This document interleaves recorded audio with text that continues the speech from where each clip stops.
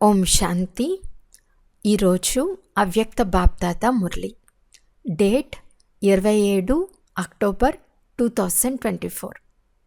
Revise course date 8/10/2002.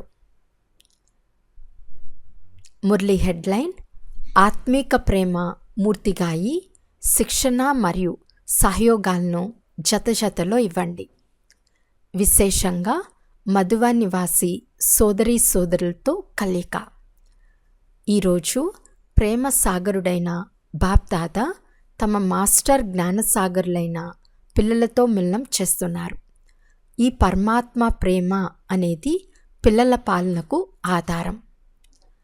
ఎలాగైతే బ్రాహ్మణ జీవితానికి పరమాత్మ ప్రేమ ఆధారమో అలా బ్రాహ్మణ సంఘటనకు ఆధారం ఆత్మీక ప్రేమ. ఈ ఆత్మీక ప్రేమను పిల్లలైన మీరే అనుభవం చేయగలరు. ఈరోజు విశ్వంలోని ఆత్మలు ఈ సత్యమైన నిస్వార్థమైన ఆత్మీక పరమాత్మ ప్రేమ కొరకు దాహంతో ఉన్నారు. ఇలాంటి సత్యమైన ప్రేమ బ్రాహ్మణాత్మలైన మీకు తప్ప మరెవ్వరికీ ప్రాప్తించదు. దాహంతో ఉన్న ఆత్మల దాహాన్ని తీర్చేటటువంటి మీరు ప్రతి సమయం పరమాత్మ ప్రేమ లేక ఆత్మీక ప్రేమలో ఇమిడి ఉన్నట్లు అనుభవం చేస్తున్నారా? ప్రేమను ఇచ్చే దాతగా లేక దేవతగా సదా ఉంటున్నారా? నడుస్తూ తిరుగుతూ ఆత్మీక ప్రేమ యొక్క వృత్తి, దృష్టి, మాటలు, సంబంధ సంపర్కం అనగా కర్మను అనుభవం చేస్తున్నారా? ఎలాంటి ఆత్మలైనా కానీ వారి పట్ల బ్రాహ్మణుల సహజ వృత్తి, బ్రాహ్మణుల స్వభావం తయారైందా? తయారు చేసుకోవాల్సి వస్తుందా లేక తయారైందా? తండ్రిని మరియు తల్లిని అనుసరించండి. మీ బ్రాహ్మణ జన్మ యొక్క ఆది సమయాన్ని గుర్తు తెచ్చుకోండి. రకరకాల స్వభావాలు కలిగిన వారు తండ్రి వారిగా అయ్యారు. ప్రేమసాగరుడైన తండ్రి ప్రేమసాగర స్వరూపం యొక్క ఒకే ఒక్క అనాది స్వభావం ద్వారా అందరినీ తన వారిగా చేసుకున్నారు కదా. ఒకవేళ మీ అందరి రకరకాల స్వభావాలు చూసి ఉంటే తన వారిగా చేసుకునేవారా? కనుక నా సహజ స్వభావం ఏది అని స్వయాన్ని ప్రశ్నించుకోండి.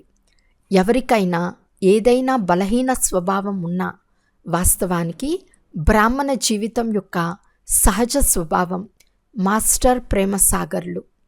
ప్రేమ అనేది రాయిని కూడా నీరుగా చేస్తుందని ప్రపంచంలోని వారు కూడా అంటారు. మరి ఆత్మీక ప్రేమను పరమాత్మ ప్రేమను తీసుకుని ఇచ్చేవారైన మీరు రకరకాల స్వభావాలను పరివర్తన చేయలేరా? చేయగలరా? లేదా వెనుక ఉన్నవారు చెప్పండి. చేయగలమని భావించేవారు ఒక చేతినెత్తండి. చేతిని పెద్దదిగా ఎత్తండి, చిన్నదిగా కాదు. అందరూ చేతులు ఎత్తుతారు. మంచిది, శుభాకాంక్షలు. తర్వాత పరిస్థితులు కూడా వస్తాయి. పరిస్థితులైతే రావాల్సిందే. బ్రాహ్మణ జీవితంలో ఇవన్నీ పక్క దృశ్యాలు, సైట్ సీన్స్ వంటివి. సైట్ సీన్లు ఎప్పుడూ ఒకేలాగా ఉండవు. కొన్ని సుందరమైనవి కూడా ఉంటాయి, కొన్ని మురికిగా కూడా ఉంటాయి. కానీ వాటిని దాటుకుని వెళ్ళిపోవటమే బాటసార్ల పని. అంతేకాని ఆ పక్క దృశ్యం మారిపోదు. కనుక బాప్దాదా ఏం కోరుకుంటున్నారు? అన్నీ తెలుసుకోవటంలో మీరు తెలివైన వారిగా అయిపోయారు కదా. ఈరోజు మధువనం వారికి విశేషమైన అవకాశం లభించింది. ఇది గోల్డెన్ ఛాన్స్ కదా. మంచిది.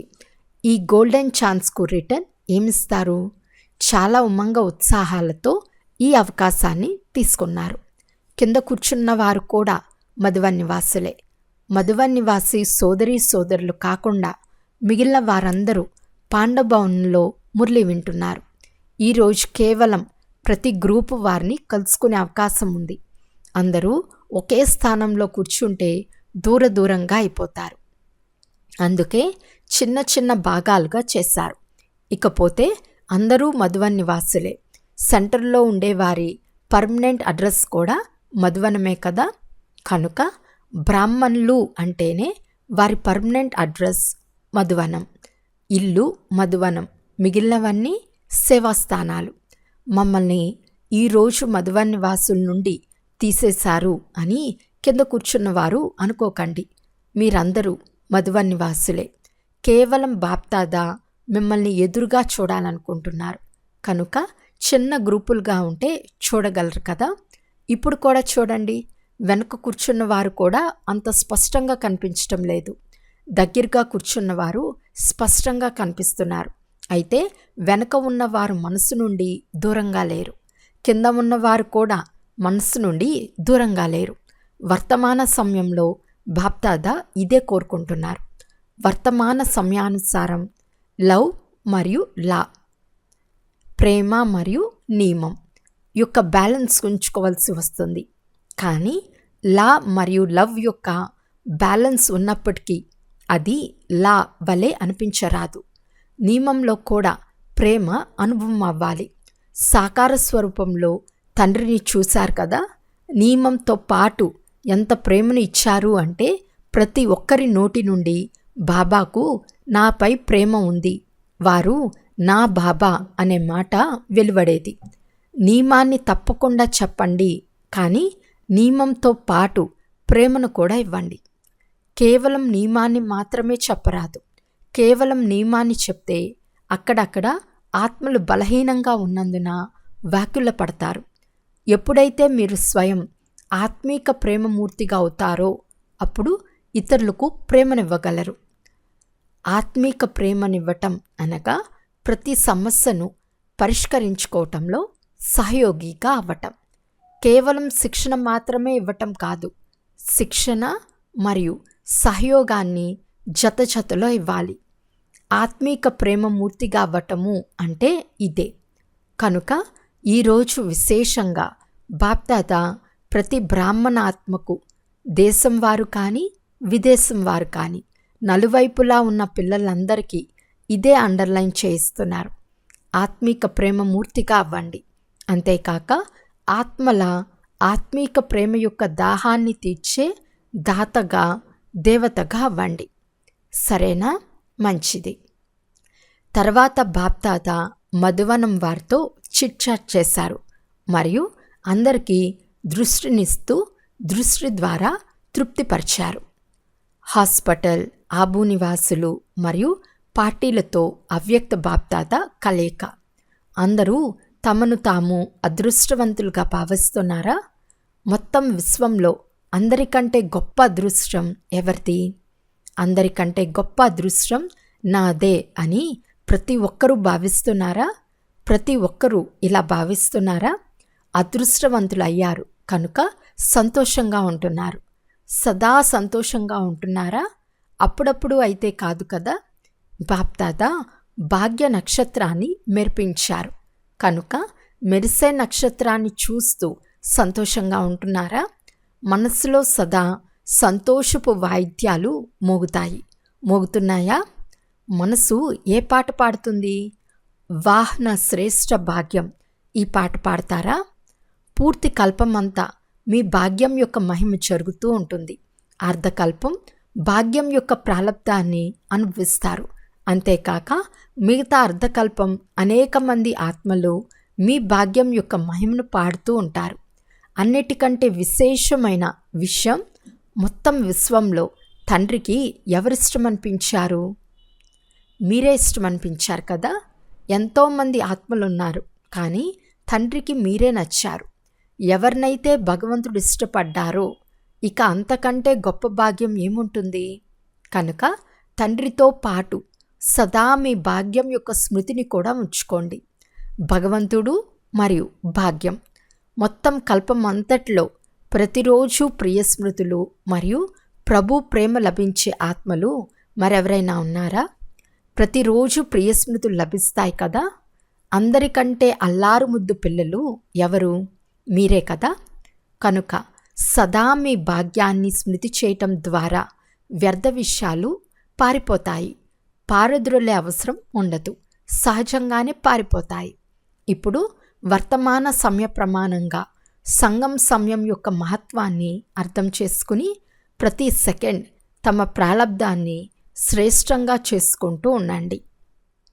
ఒక్క సెకండు కూడా వ్యర్థంగా పోరాదు. ఎందుకంటే ఒక్కొక్క సెకండుకు చాలా గొప్ప మహత్వం ఉంది.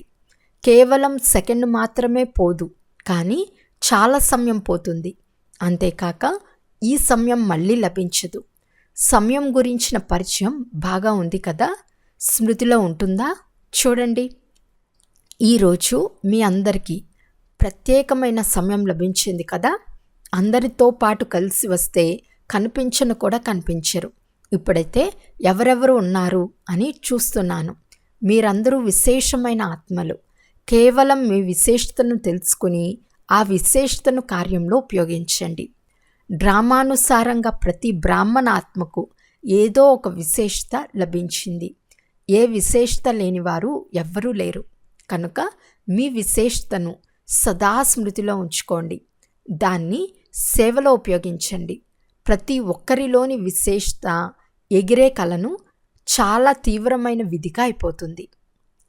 సేవలో ఉపయోగించండి, అభిమానంలోకి రాకండి. ఎందుకంటే సంగం యుగంలో ప్రతి విశేషత డ్రామానుసారంగా పరమాత్మ ఇచ్చిన కానుక. పరమాత్మ ఇచ్చిన కానుకలో అభిమానం రాదు. ఎలాగైతే ప్రసాదాన్ని ఎవ్వరూ కూడా ఇది నా ప్రసాదం అని అనరో, ప్రభు ప్రసాదం అని అంటారో, అలా ఈ విశేషతలు కూడా ప్రభు ప్రసాదం. ప్రసాదాన్ని కేవలం స్వయం కొరకు మాత్రమే ఉపయోగించుకోరు, అందరికీ పంచిపడుతుంది. మీరు మహాదానులు మరియు వరదానులు కూడా. పాండవులు కూడా వరదానులు, మహాదానులుగా ఉన్నారా? శక్తులు కూడా మహాదానులుగా ఉన్నారా? 1-2 గంటలు మహాదానులు కాదు. ఖజానా తెరవబడి ఉండాలి. అందుకే తండ్రిని బోలా బండారి అని అంటారు. వారు తెరిచి ఉన్న బండారం కదా. ఆత్మలకు దోసులు ఇస్తూ వెళ్ళండి. బికార్ల లైన్ ఎంత పెద్దదిగా ఉంది. మరి మీ వద్ద ఖజానా ఎంత నిండుగా ఉంది. మీది తరగని ఖజానా. అదేమైనా తరుగుతుందా? పంచటంలో పొదుపు చేయటం లేదు కదా. విశాల హృదయంతో పంచండి. వ్యర్థంగా పోగొట్టుకోవటంలో పొదుపు చేయండి, కానీ పంచటంలో విశాల హృదయంతో పంచండి. అందరూ సంతోషంగా ఉన్నారా? అప్పుడప్పుడు కొద్దిగా ఏదైనా అవుతుందా? ఒక్కసారి మూడ్ ఆఫ్ అవ్వటం, ఒక్కసారి మూడ్ సంతోషంగా ఉండటం ఇలాగైతే లేదు కదా. తండ్రిని అనుసరించండి. బాప్దాదా ఏమైనా మూడ్ ఆఫ్ చేసుకుంటారా? మరి తండ్రిని అనుసరించాలి కదా. బాప్దాదా వద్ద బ్రాహ్మణ పిల్లల కోసం ప్రత్యేకమైన టీవీ ఉంది. అందులో అందరి రకరకాల మూడ్స్ వస్తాయి. వాటిని చూడటంలో ఎంత మజా వస్తూ ఉండవచ్చు. సదా మహాదానిగా అయ్యే వారి మూడ్ మారిపోదు. మీరు దాతలు కదా, ఇస్తూ ఉండండి. దేవతలుగా అయ్యేవారు అనగా ఇచ్చేవారు. లేవత కాదు, దేవత. ఎన్నిసార్లు దేవతలుగా అయ్యారు? అనేక సార్లు అయ్యారు కదా. కనుక దేవత అనగా ఇచ్చే సంస్కారం కలవారు. ఎవరు ఏమిచ్చినా కానీ మీరు సుఖం యొక్క దోసిలి, శాంతి యొక్క దోసిలి, ప్రేమ యొక్క దోసిలిని ఇవ్వండి. జనుల వద్ద ఉన్నదే దుఃఖం, అశాంతి. కనుక వారు అవే ఇస్తారు కదా. అయితే మీ వద్ద సుఖం, శాంతి ఉన్నాయి. అందరూ బాగున్నారు కదా. మంచిది, మిల్లం చేశారు. మేమైతే వెనక వచ్చామని భావించటం లేదు కదా. స్పెషల్గా వచ్చారు. మధువనానికి సమీపంగా ఉంటున్నారు.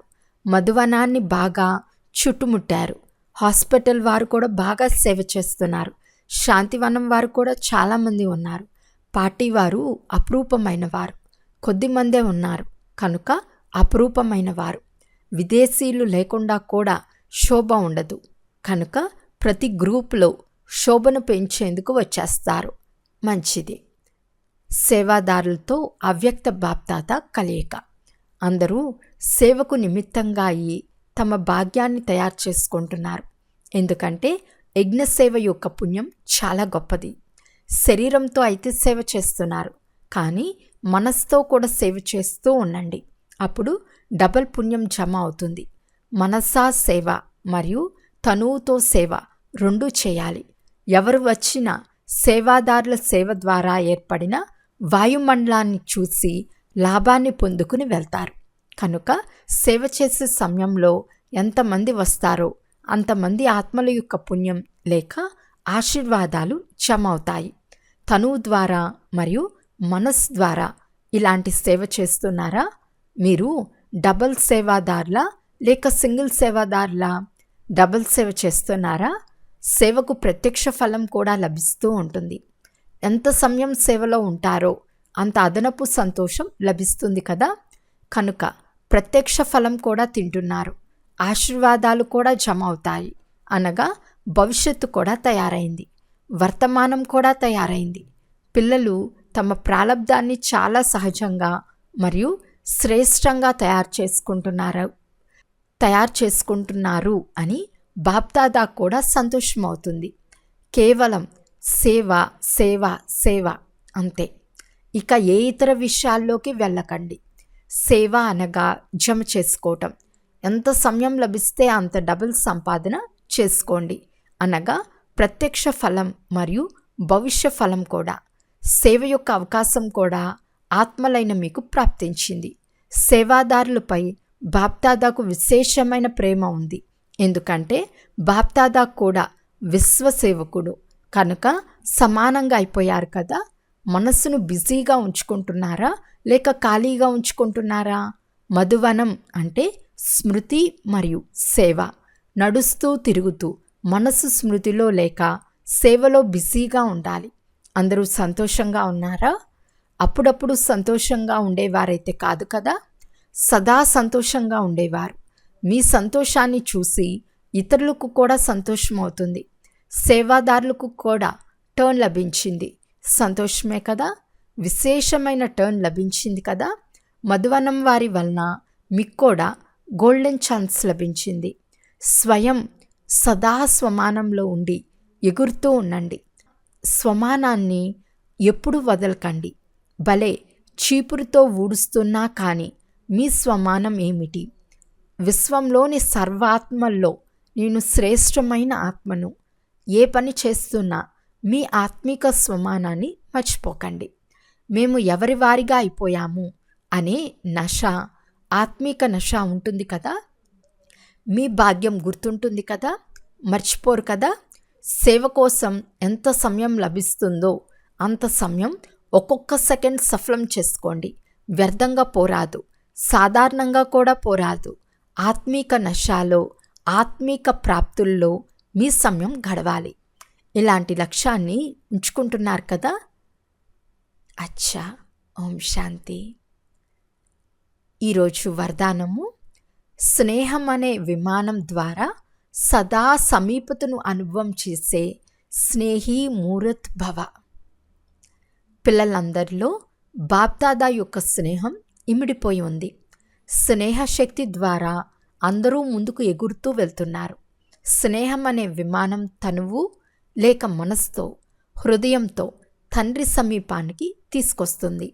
భలే జ్ఞానయోగాల దారుణంలో అందరూ యథాశక్తి నెంబర్ వారుగా ఉన్నారు. కానీ స్నేహంలో ప్రతి ఒక్కరూ నెంబర్ 1గా ఉన్నారు. ఈ స్నేహమే బ్రాహ్మణ జీవితాన్ని ప్రదానం చేసేందుకు మూలాధారం. స్నేహం అంటే అర్థం సమీపంగా ఉండటం, ఉత్తీర్ణులుగా అవ్వటం మరియు ప్రతి పరిస్థితిని చాలా సహజంగా దాటుకోవటం. స్లోగన్: మీ దృష్టిలో తండ్రిని ఇముడ్చుకుంటే మాయ యొక్క దృష్టి నుండి రక్షింపబడతారు. అచ్చా, ఓం శాంతి.